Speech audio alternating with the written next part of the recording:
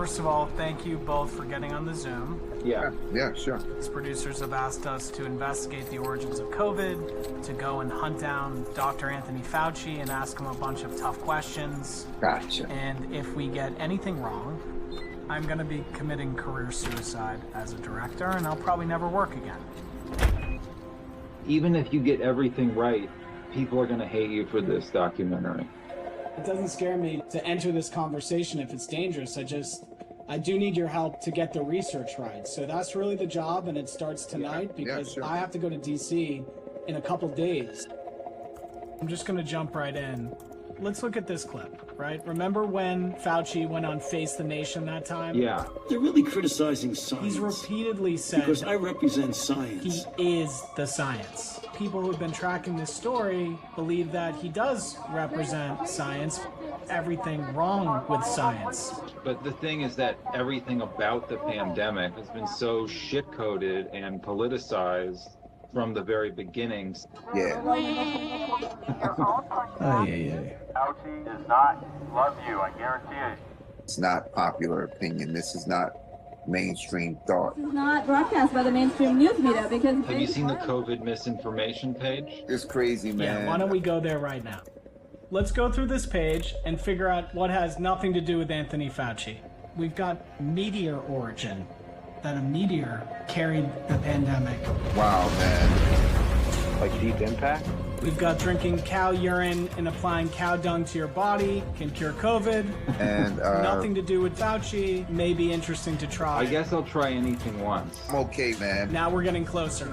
Washing groceries in Purell. Oranges in the sink. He didn't say to do Don't it, forget to disinfect your trunk. Yeah. but he also didn't say not to do it. People should not be walking around with masks. Gotcha. Yeah, that was one of my favorites. And loosely related to Fauci, you've got 5G. I'm a guinea pig. You've got the whole pandemic scandal. Mickey Willard. Fauci and Bill Gates. QAnon. We've got whatever Fox News said about Fauci. It's like a Rorschach test. Thing they show serial killers and kindergartners. We will not comply.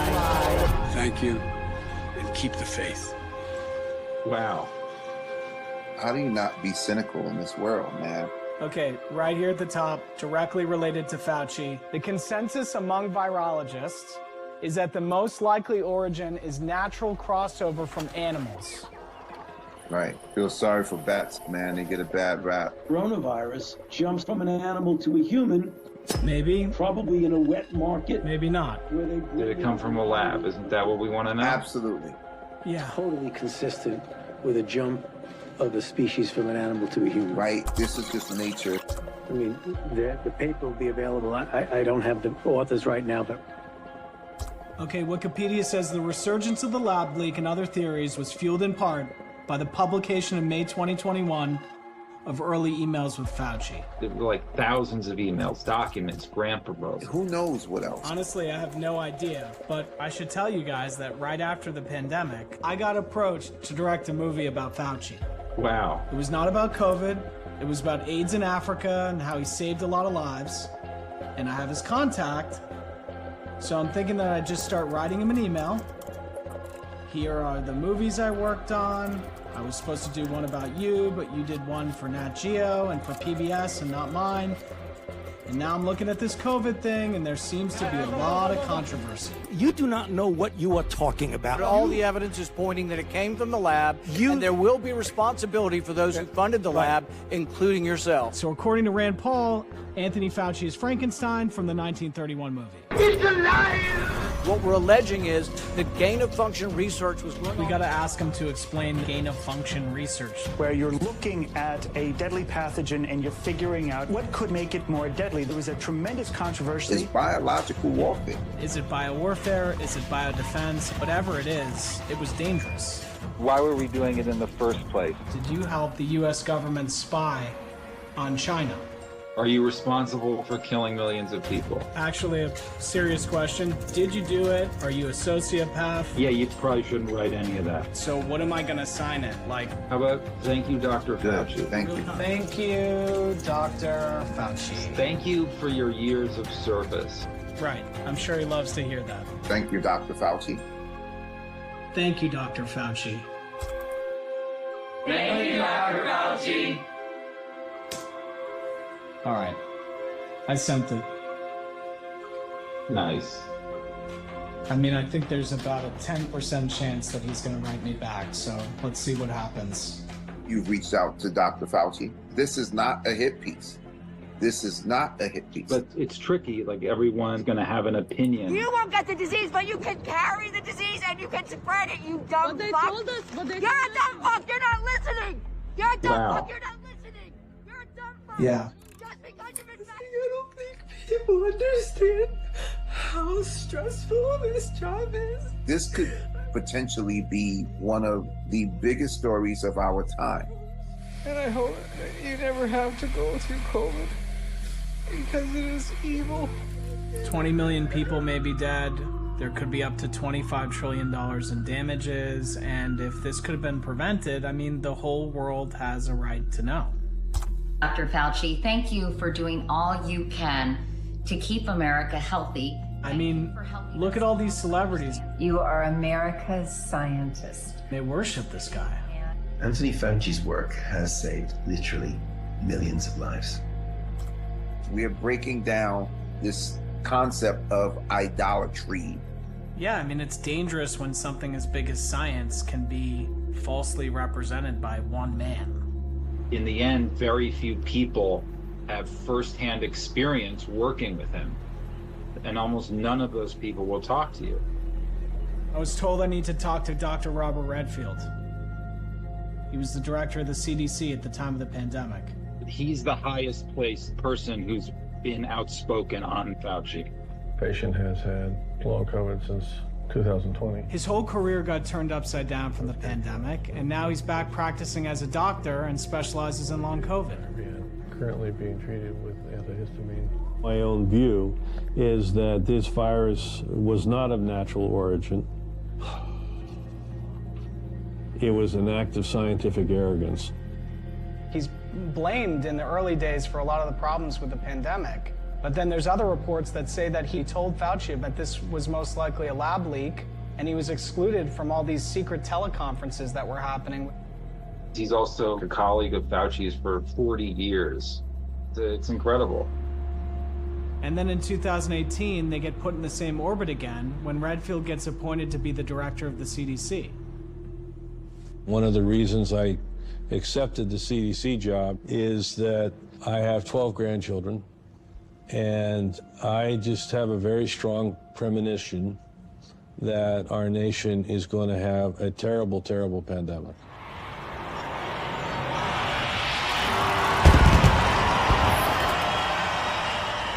New Year's Eve, 2019. I got a phone call from my team in China, and I was informed that there was 27 cases of an unspecified pneumonia. From the beginning, my antennas were up. I called my counterpart, George Gao, who was the head of the CDC in China, and he said it came from the wet market. And viruses go from animals to humans. When you look at SARS, it went from a bat to a civet cat to humans. MERS came from a bat to a camel to humans. It takes them a long time to learn how to transmit effectively in the human species. And this virus immediately understood how to replicate effectively in humans. It was clear from the information I was getting that there were literally thousands of patients, if not more, and getting some intelligence feedback that this was a major issue. Everyone, without any critical analysis, attributed this to the wet market. And nobody went back and looked at people that had nothing to do with the wet market. And a couple days later, George Gao called me back and he said, Bob, we have hundreds of cases and it has nothing to do with the wet market. So we knew by the first couple days in January that this wet market story, in my view, was a ruse. I called the National Security Council and I told them that there was a situation in China, and then I called Anthony Fauci. And I told him, as a clinical virologist, this virus was way too infectious in humans right out of the gate. I felt strongly that it had been educated in the laboratory. And Redfield knew that the Wuhan Institute of Virology was the most famous lab in the world for researching coronaviruses. So the idea that this virus came from a lab is very reasonable. We were talking about it, and Tony argues that my premise is wrong, that I believed it came from the lab, and it was clear the aggressive support for the wet market being the source. I thought that Tony should embrace scientific investigation, but Tony only considered a single hypothesis. It was spillover, spillover, spillover, spillover. I was perplexed. Redfield thought this virus could have been the product of gain-of-function research, which is genetically mutating viruses to make them more infectious and deadly. Fauci had been a champion of this type of research for decades. For gain-of-function research, I mean, Tony is the poster boy. He believed the best way to prepare for the next pandemic is to predict it by creating it. If we can create the pathogen that can negatively impact humanity, then we can prevent it. But this is a big difference between Fauci and me, because I disagree with that logic. I think we should not be doing this gain-of-function research. We don't have the proper biocontainment in these labs, and that could cause a laboratory leak or accident. So it's very dangerous.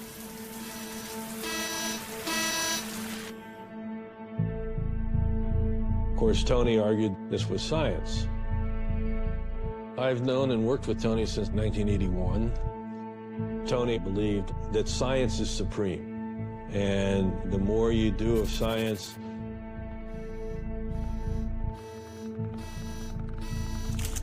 the higher up the mountain you go.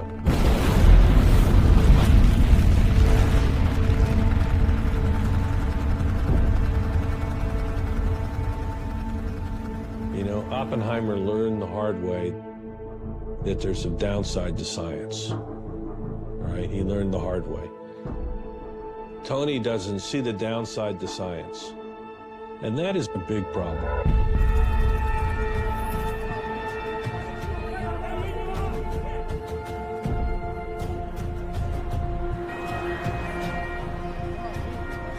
It's interesting because it has jumped species likely from an animal source into the human. If you go back, Tony's got a lot of airtime on tape. Viruses emerge from animal reservoirs. He was very aggressive in saying that this had to be natural spillover. Probably in a wet market. The White House Coronavirus Task Force stood up somewhere, I think in late January. We did invite Fauci to be part of it. Tony made it very clear that it was spillover, spillover, spillover, spillover. We obviously disagreed on the potential of origin in those meetings, and that's where the lines were drawn. But then I saw the papers that were published by the Wuhan lab. NIAID was acknowledged on the paper in 2014. That was evidence Tony had funded the Wuhan laboratory. And being an insider at the time, I said to myself, I mean, what's going on here? And I don't know the answer to that question. Thank you, Dr. Redfield. I would now like to invite Dr. Anthony Fauci. I can start off by putting it into perspective by telling you I often get asked, we have an influenza. And when Tony spoke, I was just very shocked at how aggressive he was to try to take the leadership position on being the voice of the pandemic. The kinds of things we're doing here right now.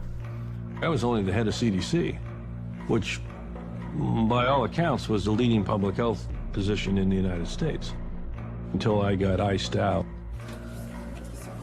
People argued that it was the White House. I don't buy that. I've just been going through all these different documents. There's a lot of people who have been covering this for years now. What I understand about Dr. Richard Ebright is that he is, in a sense, probably the most vocal critic of Anthony Fauci. Richard, is it true that people call you Anthony Fauci's worst nightmare? Yes. From what I've read, it seems like he hates Anthony Fauci and Anthony Fauci hates him. And it's not even just about COVID. It's like been happening for the last 20 years between the two of them. We have willful, deliberate misfeasance that likely caused a pandemic, killed 20 million, and cost $25 trillion.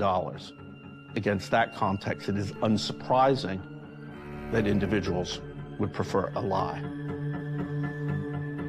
Neil Harrison's a scientist at Columbia, and he was tracking COVID since the beginning. Scientists don't generally like to criticize other scientists, and we really don't like to use the F word. What's the F word? Fraud. I said the F word. And he's now helping a congressional investigation into the origins of COVID and the potential of a cover-up. Hi, this is Emily Kopp. I'm a reporter with U.S. Right to Know in Washington. So Emily Kopp is a health reporter, and around 2021, she shifted into covering the origins of COVID. I felt like I had a moral obligation to get answers. She's been responsible for a lot of the Freedom of Information documents, and her main focus has been sort of piecing together the behind-the-scenes communications between Fauci and this group of scientists. So I'm going to go see Charles Rixey. What do I need to know about him? Rixey, he's part of this group called Drastic, which is this sort of decentralized investigative team comprised of scientists, web sleuths, and veterans. That's me in the black shirt.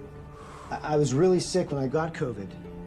And then a former Marine reached out to me and said, you should look into the origin of the virus.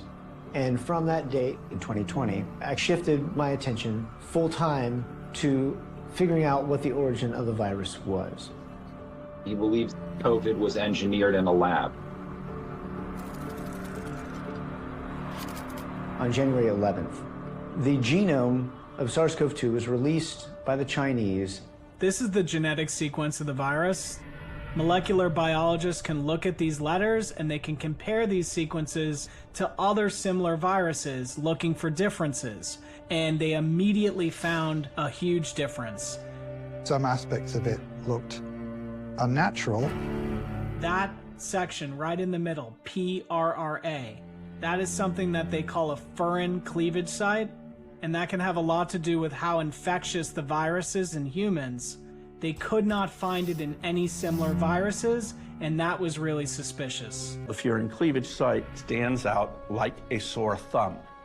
So this furin cleavage site is right on the spike protein, and this is what makes the virus stick to human cells. So if they were using gain of function and they were modifying a virus in the lab, this is exactly what they would use to make it more infectious. Every informed person knew at that point that lab engineering was a very real possibility, and discussions began immediately. So on January 27th, there's another twist. Dr. Fauci is contacted over email by this scientist named Christian Anderson.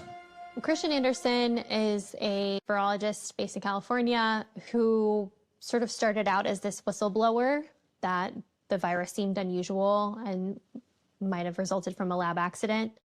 Christian Anderson came to him with a 2015 paper by Zhang Lishi, who works at the Wuhan Institute of Virology.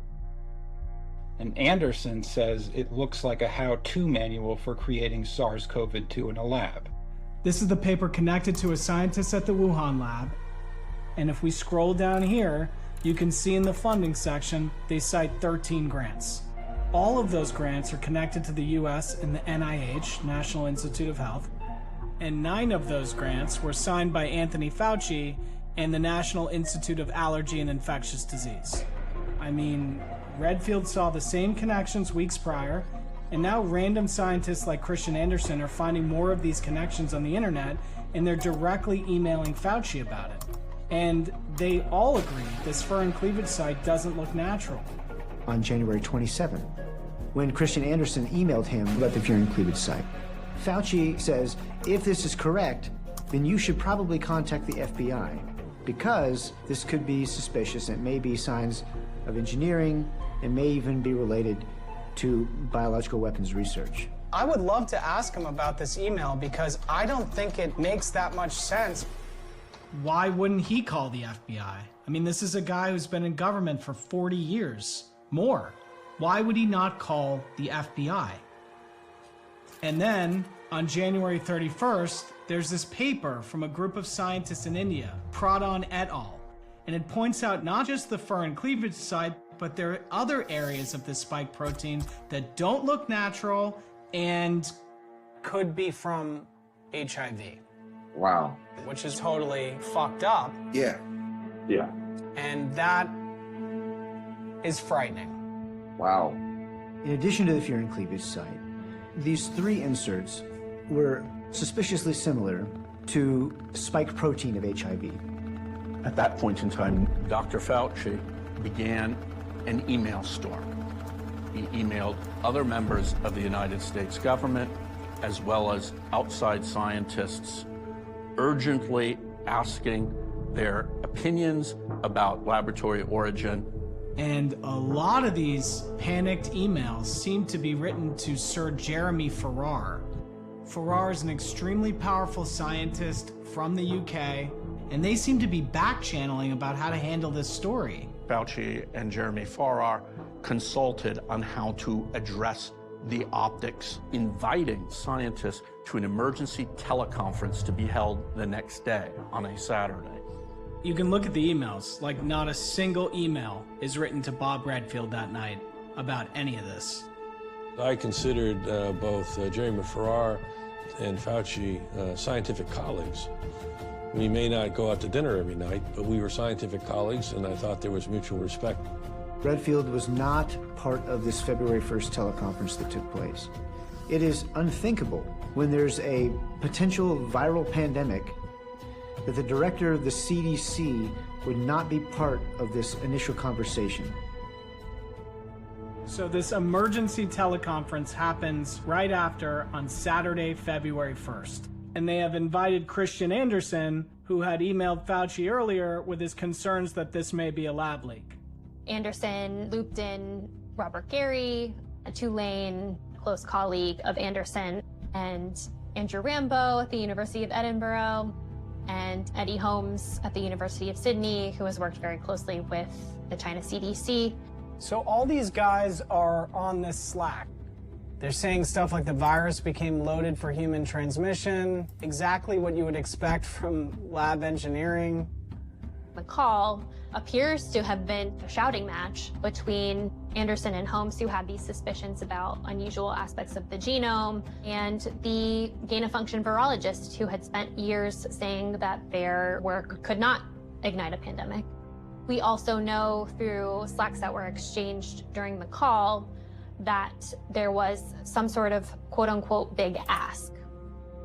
But we don't know what the big ask was. We don't know what was discussed on this call. We only have these Slacks. But a big ask was made. And you look at these Slacks, whatever these dudes were asked to do, Anderson thinks it's hard to pull off. Farrar, Collins, and Fauci, altogether they oversee about $72 billion in funding every year. So if you're a scientist and perhaps one of these gentlemen ask you to write something, you have an enormous incentive to write something that they will like. Anderson and Gary had a very large grant proposal for a center of research on emerging infectious diseases in West Africa. That grant proposal was on Fauci's desk. In a very real sense, Christian Anderson and Robert Gary had $8.9 million to comply. On February 3rd, there's another teleconference with Ralph Barrick and Peter Daszak. Both had received a lot of money from Fauci's agency, and Daszak had been out in the media promoting this and his nonprofit for years. EcoHealth Alliance, what is it? Well, we're a non-profit, a typical charity funded by federal government and other sources. EcoHealth Alliance has an enormous budget from many different U.S. agencies, NIH, Department of Defense. He does a ton of work at the Wuhan Institute of Virology. There were a lot of people in the scientific community who felt like Peter Daszak may have known more than he alluded to. I mean, I really wonder, did Anthony Fauci think that too? The goal of this February 3rd meeting was to combat misinformation related to the origin of COVID-19. That was the stated goal. Immediately after this meeting, Pradhan et al., the first paper to publish the existence of 3 inserts suspiciously similar to the spike protein of HIV, a paper that was published just 72 hours prior, was withdrawn. under intense pressure. Gone. Taken off the internet. Wow. After the teleconferences, while the virus was spreading around the world and beginning to kill a lot of people, death toll from the coronavirus now topping 34,000. All these scientists that had come together to speak with Fauci and Farrar and Collins, they write a bunch of papers that claim this couldn't have come from a lab and must have come from nature.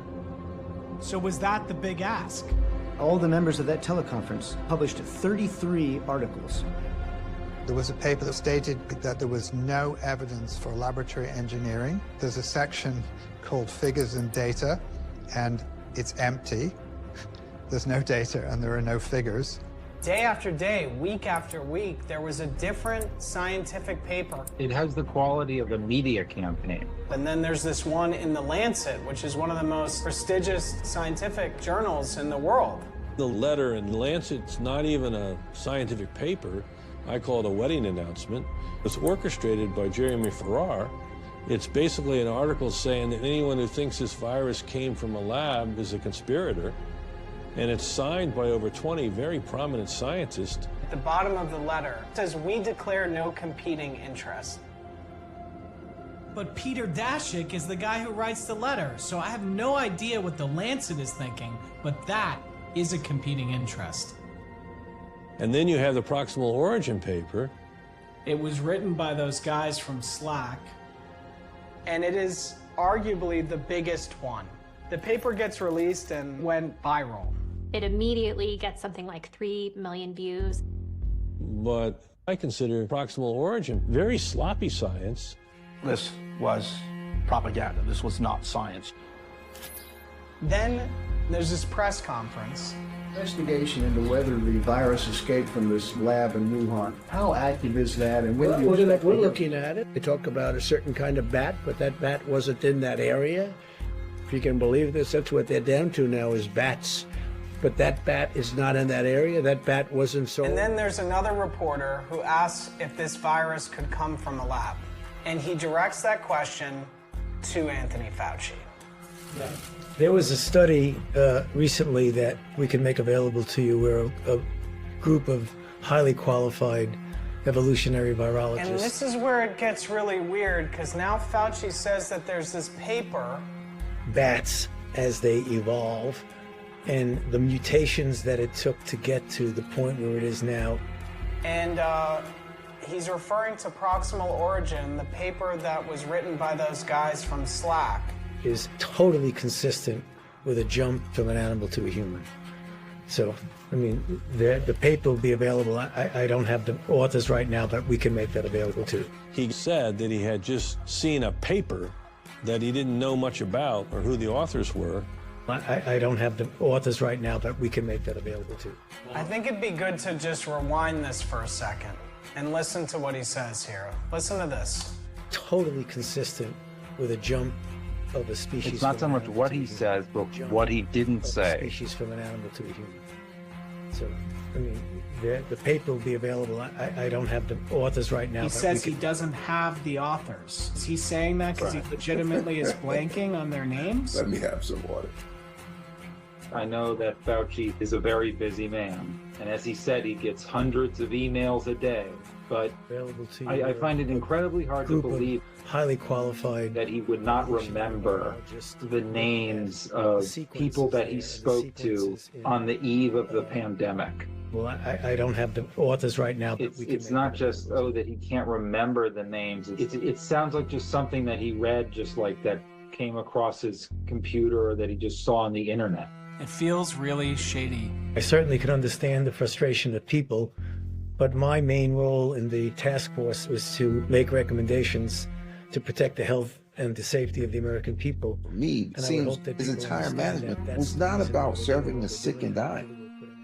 It was about serving and protecting the system that was responsible for the sick and dying. And I would hope that people understand that that's the reason why we're doing what we're doing, and hopefully we'll put an end to this. So, Fauci still hasn't gotten back to me, right, at this point. And so I wrote him again, and I write him, "Hello, just bring this email back to the top of your inbox. As new facts emerge, I'm left with many questions. I'm hoping to connect at your convenience. Thank you, Dr. Fauci. And I get an email back from him tonight, and it says, Jenner, thanks for this note. Your proposal sounds interesting. However, I am totally immersed in the rollout of my memoir. Wow. On call. So I got a copy of the manuscript and the audio file for the book, and Fauci reads the book. Part 1, from Bensonhurst to Washington. It's crazy. Brooklyn boy. Yeah. Anthony Stephen Fauci was born at Brooklyn Hospital. And so I've just been going through the book. The ultimate game changer. And I have it playing in my car. It's like stepping into an alternative universe. Had what they referred to as instinctively good clinical judgment. You know, it's this curated experience of Dr. Fauci with his Brooklyn accent. If you want me to like soft-shell crabs, I like soft-shell crabs. This is just nuts. And so I went to the COVID chapter, and he is bouncing around so much, it's really hard to follow. Part 5, COVID. I mean, he starts some point late in January. The Situation Room on January 29th, 2020. And the first scene's an interaction with Trump. Anthony, he said, you are really a famous guy. He barely mentions Bob Redfield at all. Bob reported that Gao assured him the situation was He definitely doesn't mention that they were arguing about the origin of the virus. Sense that something large and frightening was and on I the can't horizon. find any mention of the Fern cleavage site. We had been considering the next step for a few days. He doesn't say anything about these panicked emails and trying to get in touch with everybody for a secret teleconference. No mention whatsoever of how they didn't invite Bob Redfield. The upshot, I became the de facto public face of the country's battle with the disease. It's hard to look at this and not see a pattern. And the pattern is this completely curated version of history. Calm the country's anxieties and provide factual information. People should not be walking around with masks. A lot of this wasn't even factually true, and the way he's describing this to the public and in his book is exaggerated at best. Bats, as they evolve. If not, it was legitimately misinformation. Totally consistent with a jump of a species from an animal to a human. How do you listen to anything this guy says and think it's true? If Fauci did have a hand in covering all this up, why would he do it in the first place? What is he really protecting here? All of this stuff with Fauci, I believe, is set in place to protect the interests of the people who rule the people. People so high up on the ladder that we don't even know who they are. Yeah. When you look at abuses of government power, information takes such a long time to come out. The Tuskegee experiment was a U.S.-backed program. For 40 years, the U.S. government injected over 600 black men with syphilis without telling them. Really interesting example that I found in the middle of the pandemic. Whether ticks were ever weaponized. Congress decided to investigate the origin of Lyme disease. Oh, God. Wow. Lyme disease. Kwame Holman has 1975 was the first outbreak of Lyme disease. You have the outbreak of a disease that is an augmented strain of Rocky Mountain fever, which up until 1975 only existed in Colorado. This illness is breaking out on the completely other side of the country, in Lyme, Connecticut. Lyme is just miles away from this Plum Island Animal Disease Center, which apparently was a hotspot for bioweapons research. The researcher who was credited with discovering Lyme disease was a bioweapons specialist. Ironically, Congress started an investigation in the middle of the COVID pandemic, decades later. This is a lot bigger than COVID, and I think this whole bioweapons thing is a multi-decade story and a crazy one. Vice President Dick Cheney became convinced that the United States needs to pursue a more aggressive program of biodefense research. We're in the middle of improving our capability to do that. Dick Cheney is part of the Project for a New American Century. This was a manifesto about how America was going to grow its empire in the 21st century. They talked about energy dominance, they talk about military power, and they say that all of this could be possible if there was an attack on American soil.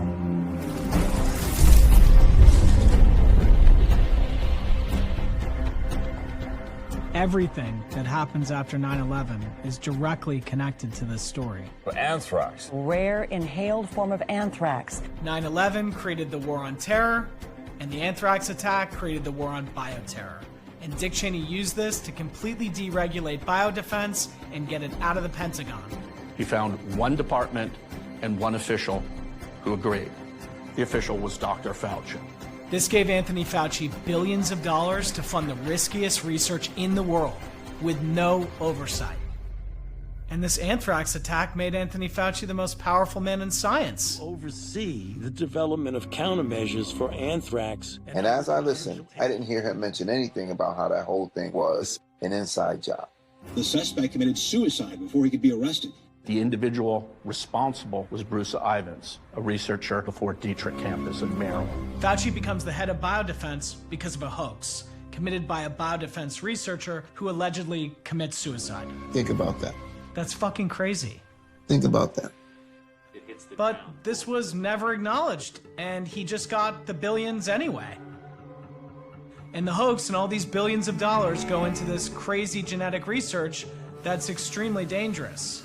We're investigating new programs with powerful new tools. Fauci gets dragged into all this controversy around the genetic reconstruction of the Spanish flu. This is the one that caused the 1918 pandemic. People were like, what the fuck are you doing? This virus killed hundreds of millions of people around the world and has been dormant for 100 years. Why would we want to bring it back to life? Whether that was your intention or not, you've created a bioweapon. There were U.S. policies in place that were put in place to protect the public from laboratory-generated pandemics, and those policies were violated repeatedly and flagrantly. This issue has provoked a lot of anger in everybody. Scientists like Bryce Nichols and Justin Kinney are part of a movement for biosafety and are big critics of Fauci. Fauci's legacy is tied to this type of dangerous research activity. Doctors have a responsibility to do no harm, but Anthony Fauci was putting the life of everyone on the planet at risk without their consent. Researchers took bird flu and manipulated it to make it easier to transmit between humans. Fauci was drawn into a scandal with a scientist named Ron Fauci, who used gain of function to make bird flu airborne in mammals. This had never been done before. We already did everything we can to protect the virus from getting out of our facilities, and well, I will leave it with that for now. You have said to me in a phone interview that this was, quote, the doomsday virus. There was an accident and could have infected humans. I think that what we need to make sure is that we don't mix apples and oranges. People have mixed opinions, but if it had leaked, the virus could have killed like 20 to 50% of the world's population. People playing God, man. People with God complexes. But instead of being punished for doing this work and putting the entire world's population at risk by doing this work, they were celebrated. Fauci didn't apologize. Fauci celebrated it, and he actually wrote an op-ed in the Washington Post saying that this was a flu risk worth taking. Yes, gain-of-function research could trigger a pandemic, but it is so important for public health and national security, it would be a mistake not to do it. I personally think it's a miracle that that hasn't already been used as a bioterrorist event. Mike? Yeah, and let me just follow up. You know, any SARS, any number of viruses, it would be a horrible tragedy if they ever were to leak out, but we could contain them and it would not see a global pandemic. Wait, what? SARS could get out and cause a pandemic and it wouldn't hurt the world? Horrible tragedy if they ever were to leak out, but we could contain them and it would not see a global pandemic. Wow. So I think that... Look at this shit. Look at Fauci. Look at his face. 1977 H1N1 was an accidental release, no doubt about it. They knew this could happen, man, and they knew it had happened before. It's all so crazy. We don't want to see that happen again with a virus like this. What we're trying to do is come to the middle. How to do this research safely, how to do it in a way that further... He knew this could happen, and it seems like it's happened a lot of times before. epidemics of disease and fear. In 2014, there was an Ebola outbreak in West Africa. In Kinema, the outbreak is out of control. For medical workers, the facts didn't add up. The strain of Ebola that caused the outbreak in 2014 had never been seen in West Africa before. It's found in Zaire, which is 2,000 miles away. In 2014, a journalist named Sam Husseini had a lot of questions about this outbreak. He traced it back to a boy in Miliandu, little Emile, but the boy's father doesn't think that he died of Ebola. The healthcare workers don't think that he died of Ebola. A lab in Sierra Leone was suspected of being the potential source of this outbreak of Ebola. The head of Doctors Without Borders, when she got there, she was like, I'm not setting foot in that lab. They were so appalled by the conditions. And now, here's where the story takes a whole other twist. That lab had a lot of connections to Christian Anderson and Bob Gary. These scientists got money to do Ebola research from Fauci and Collins, and from Jeremy Farrar, and now they may be tied to a whole other cover-up. When that outbreak happened, you had people like Peter Daszak claim that it came from bats. There's been more and more evidence that bats are the source of Ebola virus. Somehow, bats were the culprit that spread Ebola Zaire across a 2,000-mile journey. And there's a very disturbing pattern here. And that pattern of deception became more obvious to people in the medical community like Dr. Marty Makary. I had become skeptical of Dr. Fauci during the Ebola epidemic. Dr. Fauci transferred a nurse in Dallas with Ebola to the NIH Clinical Center in Washington, D.C. And then Dr. Fauci puts on an astronaut suit and walks in with a photographer and gets a photo opportunity. That's when I took a step back and thought, yes, Dr. Fauci is a nice guy, but that whole Ebola incident seemed like a circus. After the Ebola outbreak in 2014, there was a ban on gain-of-function research. But many people think that that ban was violated and that they did even more gain-of-function research at Wuhan. David Asher was at the State Department during the pandemic. When he began investigating the origin, he found all these crazy connections between the NIH and the Wuhan lab. In 2015, the Wuhan Institute of Virology has launched a global recruitment plan of principal investigators under the Outstanding Foreign Talents Program, quote unquote, of the Chinese Academy of Sciences. And the NIH is actually helping match scientists to the Chinese program to recruit our most sensitive biologists. This was going to be China's first BSL-4 laboratory, which is the highest level of security. Those are the ones where everybody has the full suit and the respirator. The Chinese had partnered with the French to build this lab and then kicked them out the day it was finished. Their view is a sign that there was a biological, military-related research program that had adversarial ambitions. And this could have been a reason for the U.S. to start spying on the Wuhan lab. Peter Daszak was very deep into this world of emerging infectious diseases and potential biological weapons or dual-use research. A lot of people believe that Peter Daszak may have been using all of these research projects to spy on the Wuhan lab. We started to look into it, and what we found was very alarming. People inside Daszak's nonprofit had witnessed him talking about spying on the Chinese. Dr. Peter Daszak and I are closing up the office, and as he locks the door, he turns to me and says, "Andrew, do you mind if I ask you a question?" "Sure, Peter, go ahead." "Well, Andrew, someone from the CIA approached me, and they're interested in the places we're working, the people we're working with, and the data we're collecting. Do you think it's a good idea that we work with them?" And I'm shocked. I mean, I couldn't believe that my boss, Dr. Peter Daszak, is asking me whether or not we should work with the CIA. In hindsight, I suspect that he had been working with the intelligence community for a long time. How far back, I don't know. The research that Daszak was doing at Wuhan was already incredibly dangerous.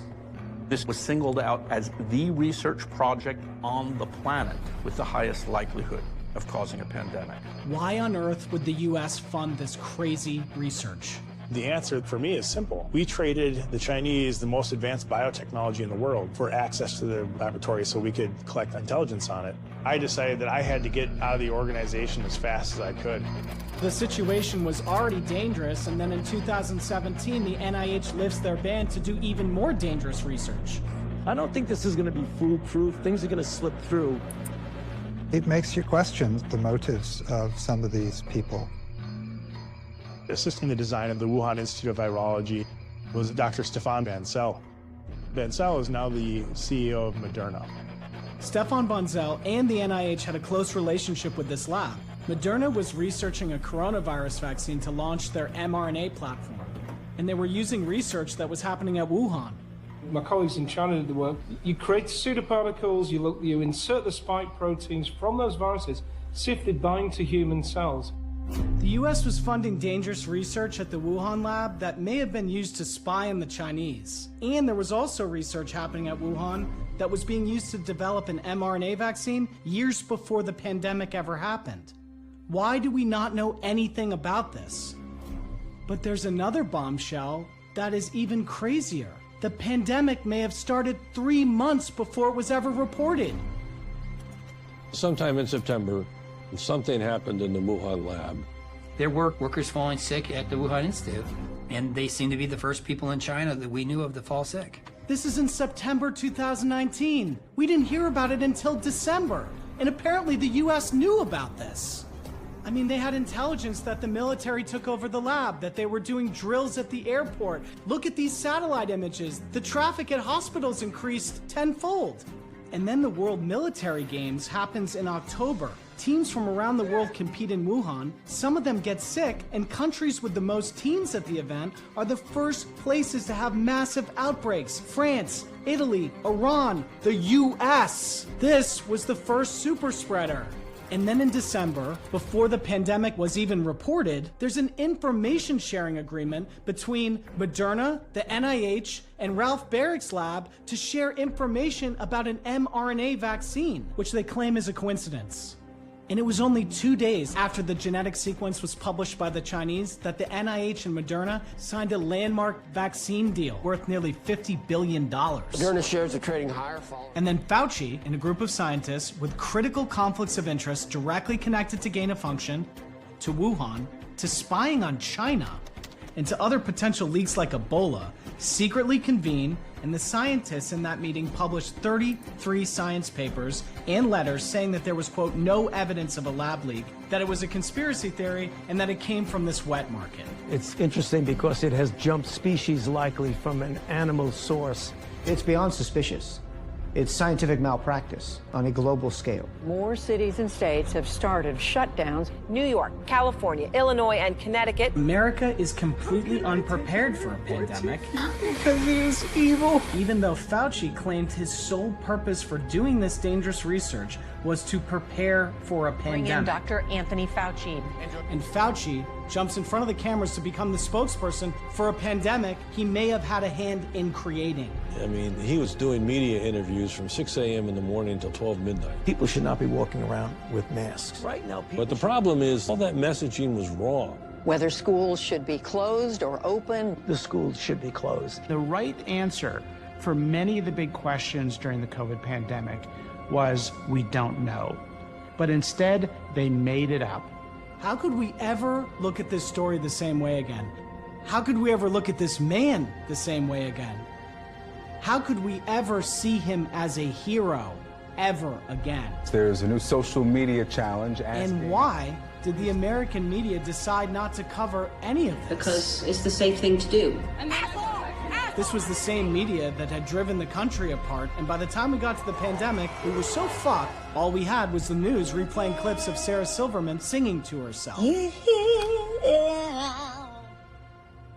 But not all people on the left fell for this, and there were journalists like Christian Parenti who could see this more clearly.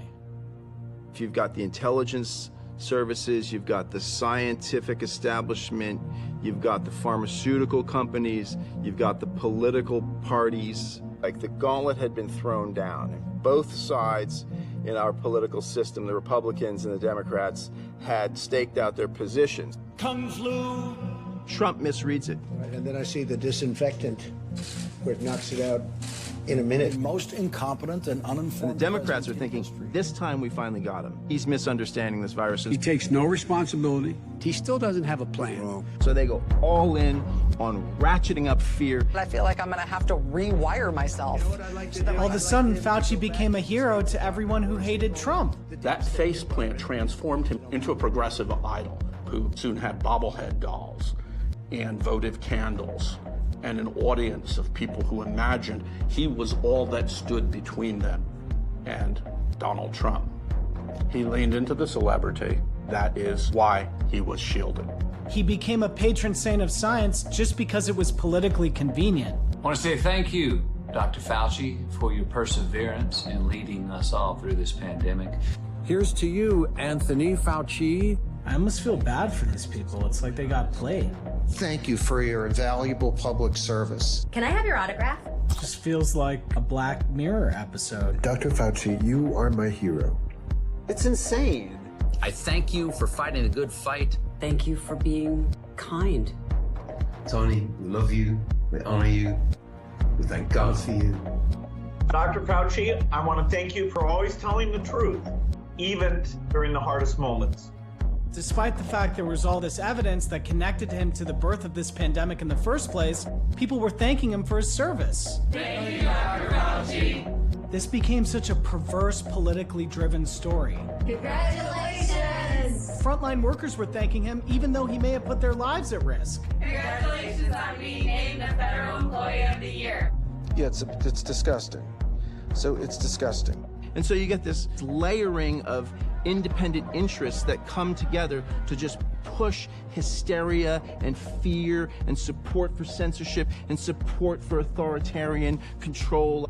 And a lot of these COVID policies enraged the country and led us to the brink of civil war. Attacks on me, quite frankly, are attacks on science. Fauci just manipulated people and said that they were anti-science if they disagreed with him. Specifically about the vaccine mandates. Mandating vaccines. I actually encourage it. Big scenes of violence out here earlier today. It was generally believed the reason the COVID pandemic was continuing was the unvaccinated, and the unvaccinated was a term for conservative Republicans, often in rural areas, who are uneducated. Oh, you can't shame them. You can't call them stupid. You can't call them silly. Yes, they are.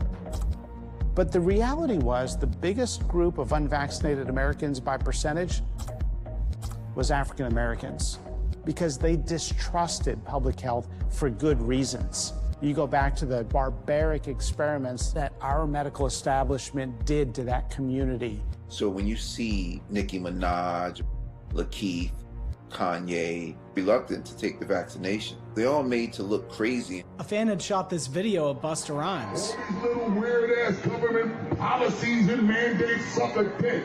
He was criticized, but his rage was justified. I'm trying to take our civil liberties away. Take Kyrie Irving, all the damage done for not taking the vaccination. Fortunately for Kyrie Irving, he's a multimillionaire several times over.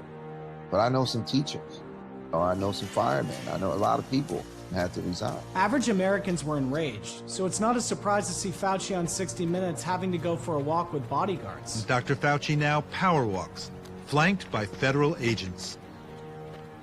Critically minded journalists went along with BS and didn't question things that they knew they should have questioned. No one was questioning Fauci or Peter Daszak. People just fell for it.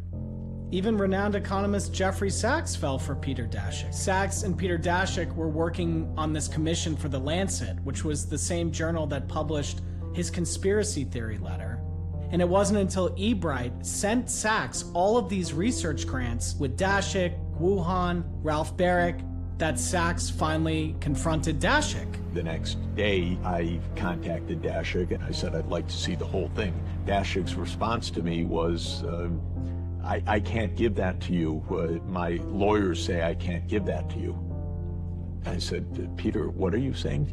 No, my lawyer said I can't give that to you. There's a consistent line of evidence and a consistent line of obfuscation, which is usually when guilty parties are trying to engage in a cover-up. And, you don't have to be Woodward and Bernstein to figure this shit out in Washington. Looked to me like it had a lot to do with Tony Fauci cutting big checks and perhaps elements of the intelligence community encouraging individuals not to be so forthcoming either. We don't really know. The State Department just dropping what it calls previously undisclosed... After the State Department report comes out, the WHO sends a group to Wuhan to investigate. And what is absolutely crazy is Peter Daszak was leading the WHO mission to Wuhan. Apparently China refused to approve most of the scientists that were presented, but for some reason, they approved Peter Daszak. Here was my former boss conducting gain-of-function research at the Wuhan Institute of Virology, which could have been the place where this disease originated, now investigating the origin of the disease. I couldn't believe it.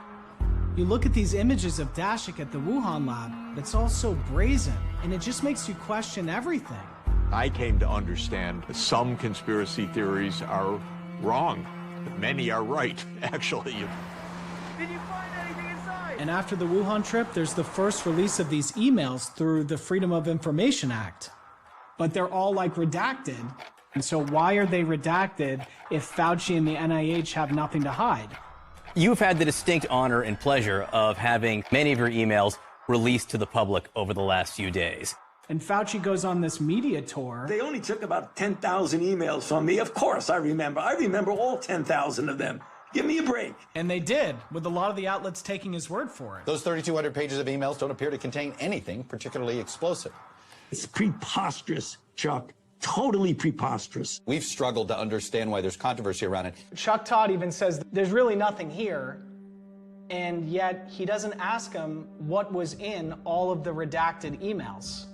He could release all this stuff with no scrutiny, and it just goes to show how powerful he was. He's been there for 50 years, so he's like J. Edgar Hoover. And the only way that you last 50 years is by carrying water for the pharmaceutical industry. Robert Kennedy Jr. had written 2 whole books about Anthony Fauci. And one of RFK's biggest talking points was the censorship. You couldn't find information because people were being erased off the internet. Adam Andrzejewski had started this organization called Open the Books. He had done forensic accounting on government, and he was a very well-respected columnist at Forbes. That was until he started writing bad stuff about Fauci. So in 2021, we noticed that Dr. Anthony Fauci was the most highly compensated federal employee. He was a public servant making close to $500,000. His net worth went up by $5 million during the pandemic years. 2019, it was $7 million. By 2022, his net worth was more than $12 billion.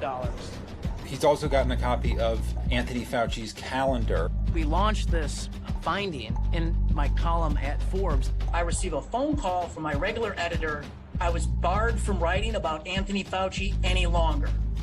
I filed a Freedom of Information Act request with NIH for all the email correspondence, and what we found was the height of the pandemic, when Omicron was sweeping the country, these 6 powerful executives at NIH and Dr. Fauci himself, throughout the night, crafted the pushback email to Forbes. And so, rather than back my reporting, they decided to fold the column. After 8 years, 206 columns, 20 million page views, I'd been promoted to senior policy contributor at Forbes. They went silent on me, and after 10 days, I was terminated.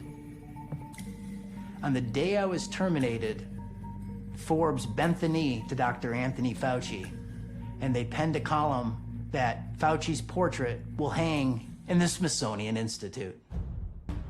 And of his many critics, the one who he couldn't get fired was Senator Rand Paul.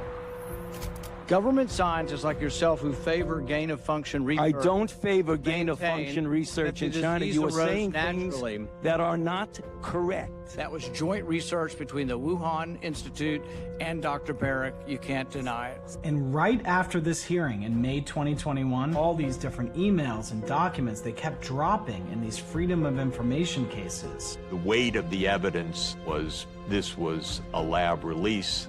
And after all these new emails drop, he goes back in front of Rand Paul, who basically says, you perjured yourself. Dr. Fauci, knowing that it is a crime to lie to Congress, do you wish to retract your statement where you claimed that the NIH never funded gain-of-function research in Wuhan? Senator Paul, I have never lied before the Congress, and I do not retract that statement. Gain-of-function research was going on in that lab, and NIH funded it. That is Can't not... get away from it. It meets your definition, and you are obfuscating the truth. And you are implying that what we did was responsible for the deaths of individuals. I totally resent that. And if anybody is lying here, Senator, it is you. And while Rand Paul is grilling him during the summer of 2021, a huge development is about to happen. In the summer of 2021, Major Joseph Murphy reached out to me and told me of the existence of what we now know as the diffuse proposal. Joseph Murphy is in a wing of the DoD called DARPA. He's found this proposal called diffuse. Diffuse is written by Peter Daszak, and this is a proposal to create a virus that looks exactly like the virus that caused the pandemic 1 year before the pandemic emerged. Wow. In diffuse, scientists propose collecting samples from wild bat populations in Yunnan province, China, in order to engineer new pathogens. To look for the next SARS. Then they're going to bring them back into the lab. They're going to insert the furin cleavage site, literally. That's their intent, is to insert it. Specifically to make the resulting virus more dangerous to humans. They say they're going to do a lot of work at Ralph Barrick's lab, but right on the masthead of the proposal is the Wuhan Institute of Virology. Story is that it was submitted to DARPA, which is part of the Defense Department, and the story is that the proposal was not funded and that the work was never done. 9 times out of 10, when you submit a grant proposal, you already have about 50% of the work done. So it seems surprising that nobody wanted to tell us about this. Diffuse is so explosive and reveals so many different things that they had to have a natural origin, and the public could never find out, because once you open Pandora's box, you can't close it again. Diffuse was the biggest break in the story thus far, over 4 years. Lieutenant Colonel Joseph Murphy risked potentially going to prison for the rest of his life to leak the diffuse proposal to me. And as a father myself, I know that he risked his freedom and his ability to be a father, and he did it because it was the right thing to do. And that's been an inspiration to me, because I believe that he has done more than any single person to shed truth on the origin of this pandemic.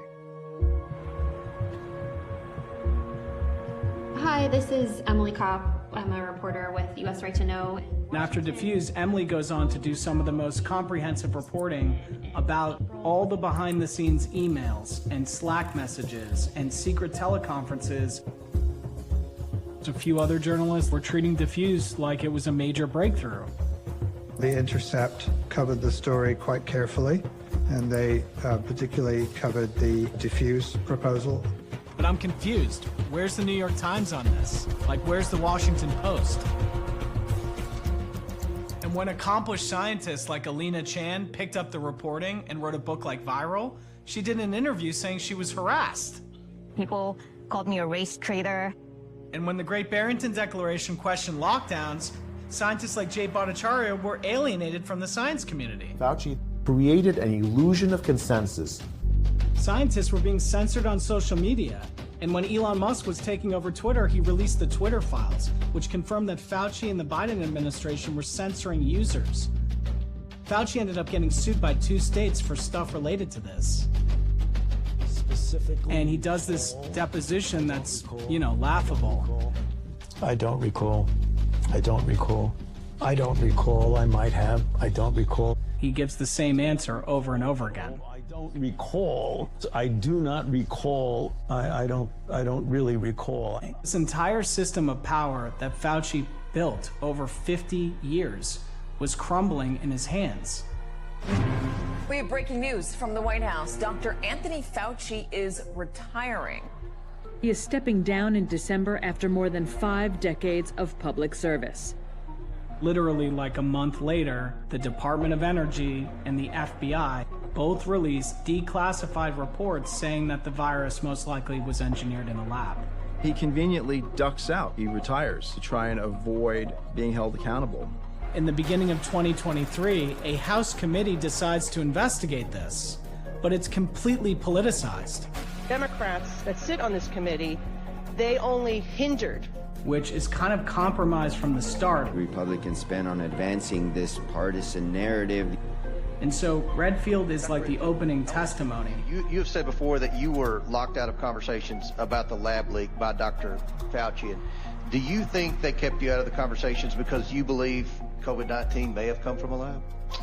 Yeah, I think I made it very clear in January to all of I was told that the reason I wasn't included, they were going to come out with a single point of view that everyone had to agree with, and that it was clear that I wasn't going to be capable of that. How's that? Unfortunately, I have this bad trait that I can't get rid of. I'm honest. And then the committee questioned people that weren't so honest, like Christian Anderson and Bob Gary. Did either of you have any conversations with Peter Daszak while drafting Proxima Origin? We did not. No one follows up with any tough questions and asks them, hey, that's interesting. We have it here that you were on a conference call with Peter Daszak and Ralph Baric on February 3rd. Dr. Gary, did you have any conversations with Dr. Daszak? I did not. Anderson and Gary perjured themselves before Congress. Those are felonies. You know, you watch this hearing and no one's putting the pieces together. No one is understanding what all these scientists have in common. I think fundamental biology research, which includes gain-of-function research, is important. It was so important that people did everything they could to cover it up.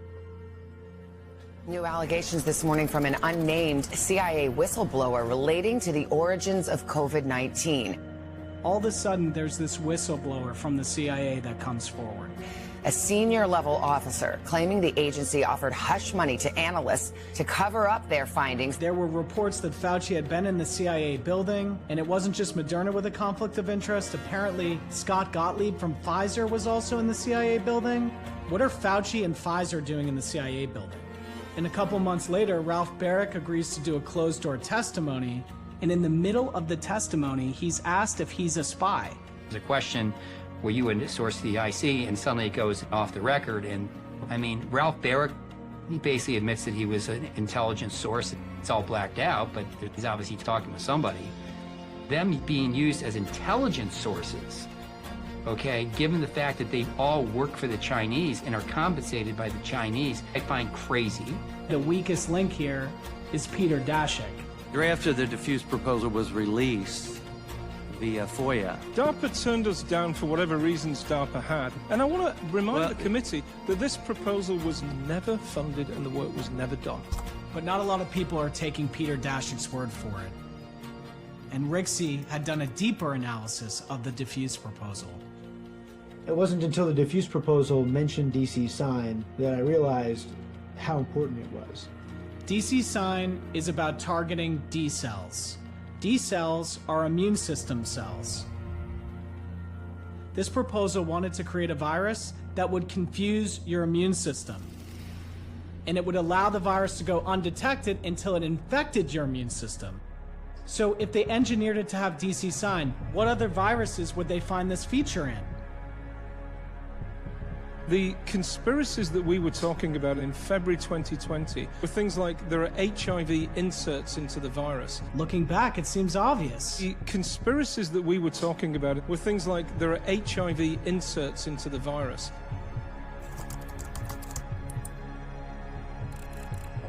The HIV virus does this to people. So looking back, these HIV inserts that were part of the paper written by these Indian scientists on January 31st, they make a lot of sense now.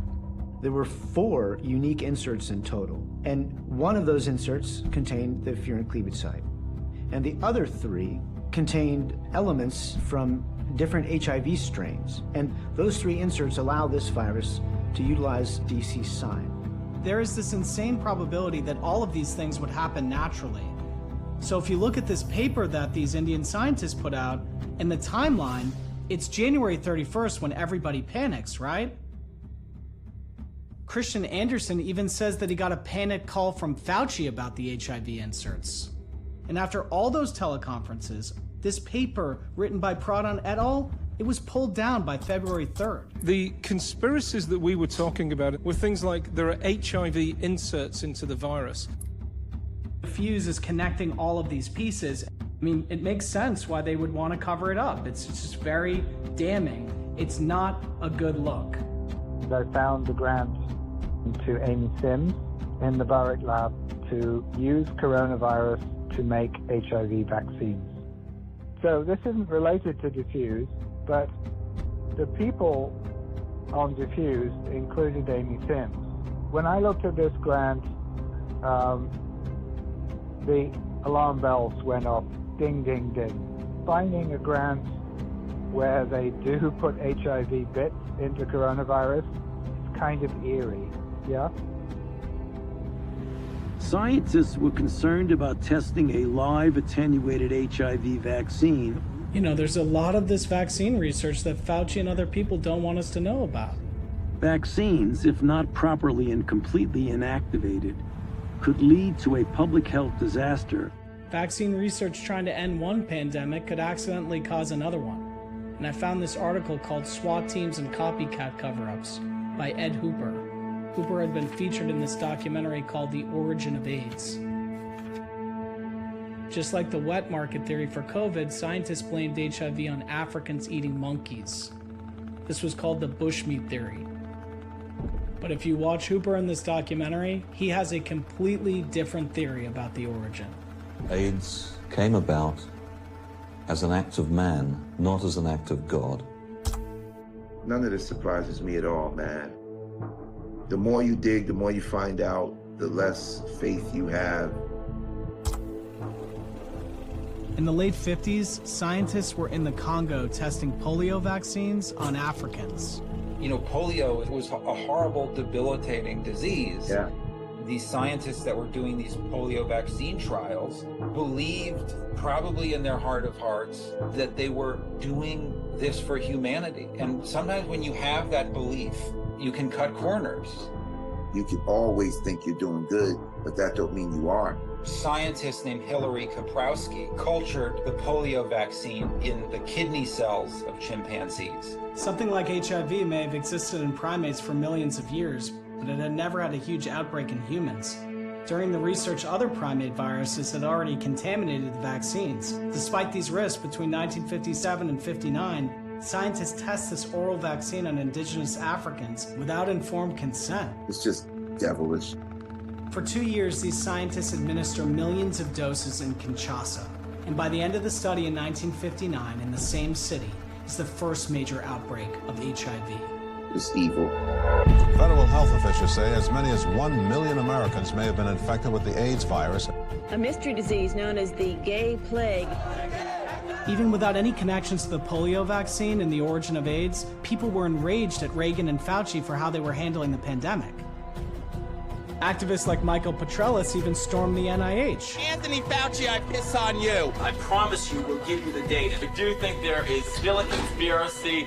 You are a politician. Fauci was hated by almost all people suffering with HIV. He was arrogant and condescending. I think that you may be naive in understanding how you can get things done in Washington. Fauci was already under fire for failed treatments like AZT.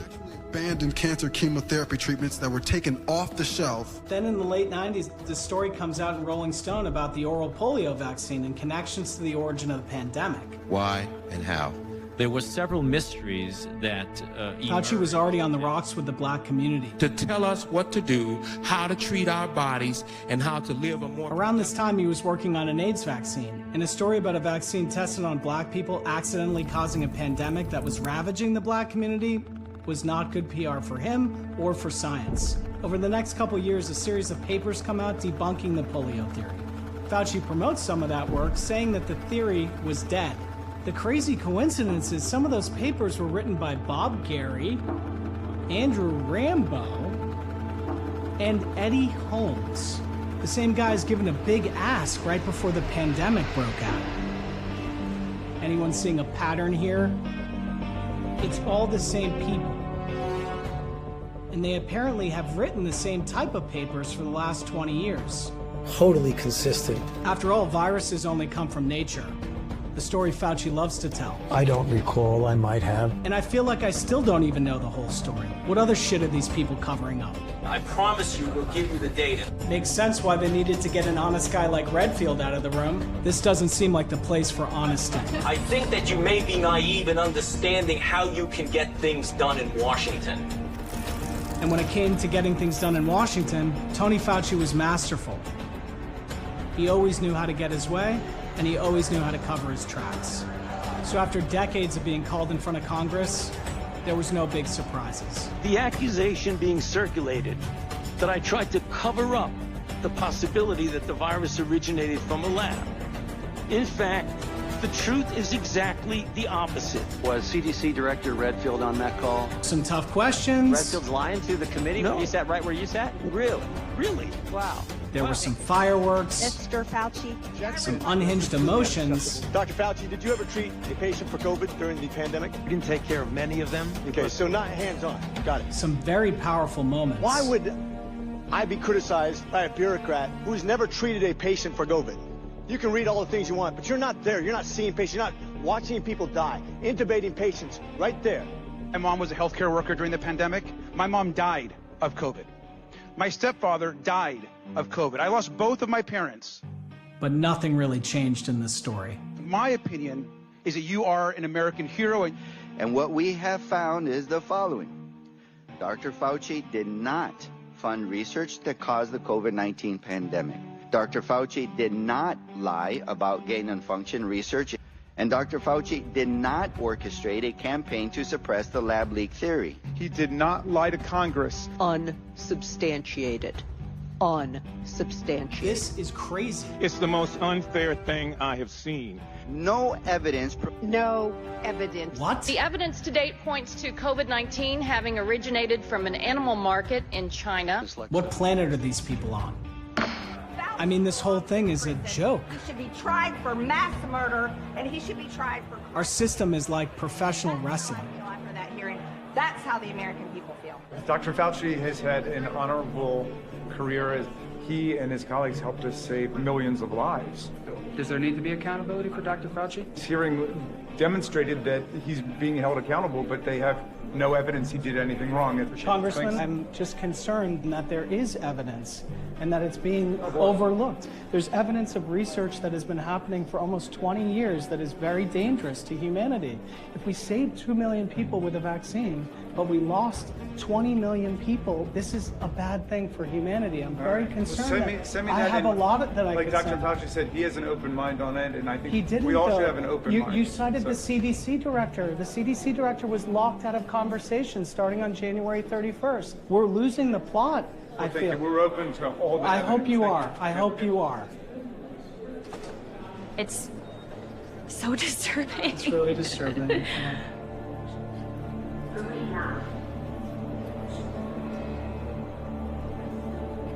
This whole process has been demoralizing. But right around the time of the hearing, Adam Andrzejewski had gotten all this new data about the royalties that the NIH received from Big Pharma during the pandemic. $690 million worth of third-party royalties. Those are payments from pharmaceutical companies back to Fauci's institute. It calls into question whether these decisions were made in the special interest of Anthony Fauci and his institute. It's an open question. It's not answered yet, but the truth will come out. A few weeks after this interview, before Adam even got a chance to release that information, Adam inexplicably died in his sleep. Cause of death is unknown. Hope, for his family's sake, they get the answers. Right. But totally healthy man, marathon runner. and he's reporting on the royalty payments from pharmaceutical companies and died in his sleep. We don't know how Adam died, but we do know that these pharmaceutical companies have made a lot of money from this pandemic. After Moderna had taken in close to $50 billion from the vaccines, sales started flattening out. One of your main revenue drivers is no longer there. You have to find new ways of running the company. By 2024, Stefan Bunzel was doing a lot of press about the future of Moderna. But the piece also we should look at is long COVID. Long COVID is a very complicated condition. It's quite serious. Currently being treated. It can present itself in many different ways. Rixie's had long COVID since 2020. I was really sick when I got COVID, and ever since then, I've been hit with neurological, cardiological, and immune dysregulation symptoms. One of the patients I saw today, when she came to see me 2.5, 3 years ago, she came on a stretcher. She had so much autonomic dysfunction from COVID, she couldn't sit up. There's research suggesting that the furin cleavage site may be toxic to liver and lung cells, and if there are HIV inserts in the virus, it would explain autoimmune problems. I also have a number of patients that have post-COVID symptoms from the mRNA vaccine. After I got the vaccine, the symptoms have been exacerbated. My physical health has declined dramatically. Do you have any concern about the side effect profile? He's talking about mRNA side effects like myocarditis and blood clots, and they aren't the only side effects.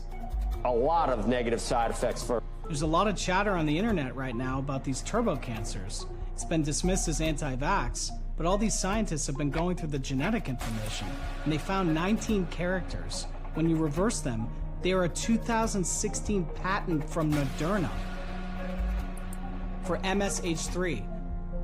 Apparently a key component in fighting the mutations that cause cancer. Which is why the cancer has been growing. And Bunzel certainly isn't talking about that in his interviews.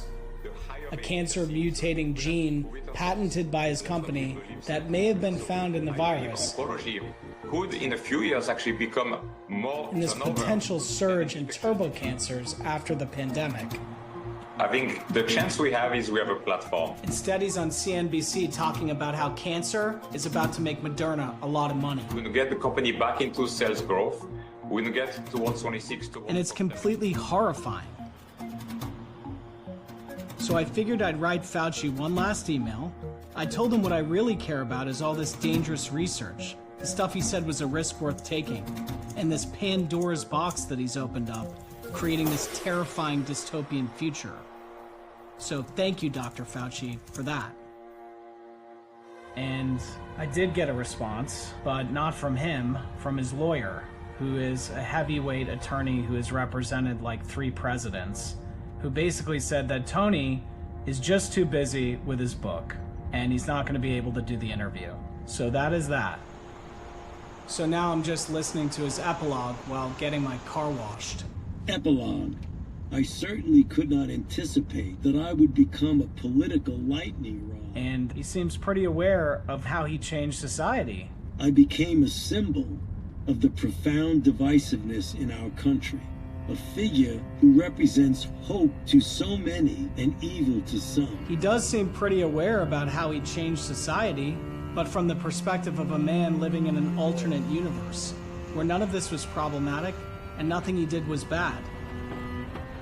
And for some reason, half of the mainstream media in the United States still praises him, which makes 0 sense. He is our special guest tonight with the new book, On Call. It's good to see you in person. Same here. This is Fauci's last moment to wallow in the limelight. Have you thought about running for president? No interest whatsoever. And egomaniacs like Anthony Fauci really excelled at that. Fauci, it's an honor to have you here. Thank you so much. Thank you for having me. I mean, it's almost like he's delusional or something. I don't think he's been gifted with looking in the mirror and seeing what's actually there right now. I think he's convinced himself that he's kind of above it all. Well, remember this day. I rewatched Oppenheimer the other day as he was struggling with the reality of what he created. a weapon that could destroy the world. With viruses, it's like that on steroids.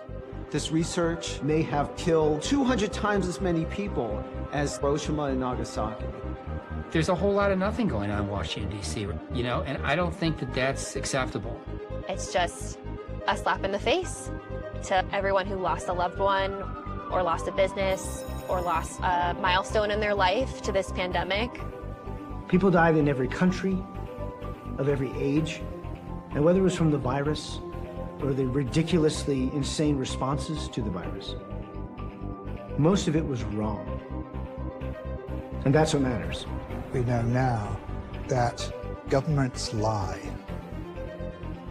And the reason that they lie is because they want to cover up government screw-ups.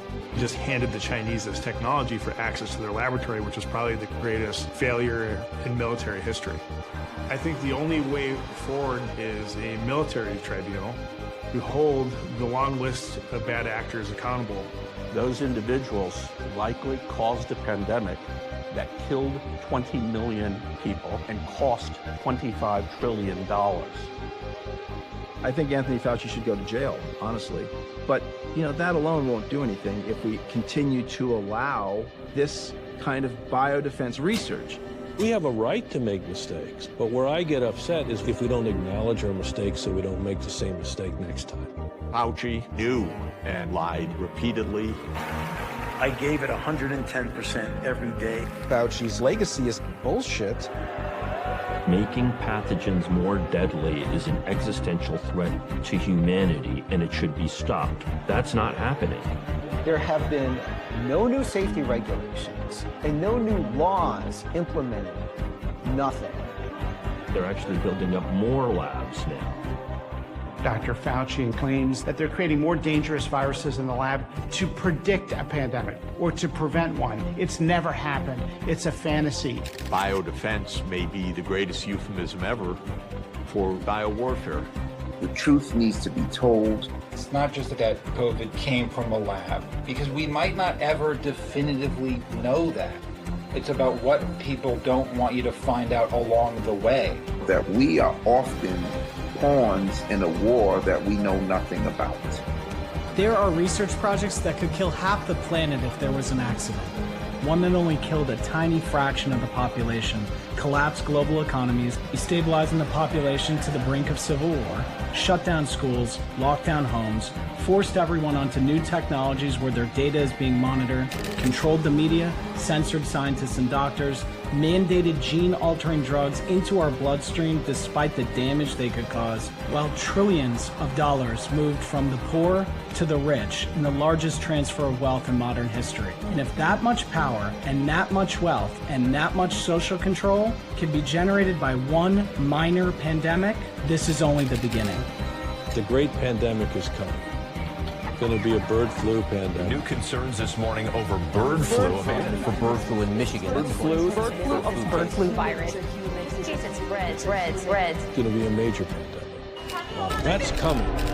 I'm kind of freaked out about this, man. Oh, the bird flu thing? Take a deep breath. If it was from a lab, you know, we'd already be dead by now.